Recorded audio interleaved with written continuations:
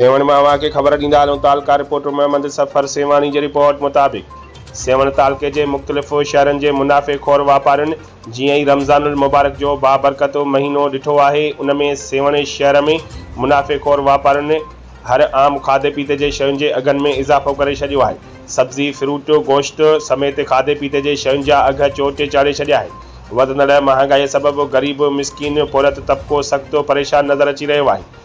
जॾहिं त सेवन शहर में सब्ज़ी विकिरो कंदड़ सब्ज़ीअ जा रेट बि वधाए छॾिया आहिनि। टमाटा 160 रुपया किलो, बसर 200 रुपया किलो, पटाटा 60 रुपया किलो, भिंडी 280 रुपया किलो, पीज़ 200 रुपया किलो, जॾहिं त फ्रूट जा अघ आसमान सां ॻाल्हियूं करण लॻा आहिनि। सेवन तालके जा मुनाफ़ेख़ोर वापारी पंहिंजे मनपसंद अघ ग़रीब अवाम खां वसूल करण लॻा आहिनि। जॾहिं त सेवन जे मुनाफ़ेख़ोर वापारनि खां ज़िलई इंतिज़ामिया, जामचोरो तालका इंतिज़ामिया सेवन ऐं मार्केट कमेटी भान सईदाबाद ऑफिसर बि कुझु न चई रहिया आहिनि।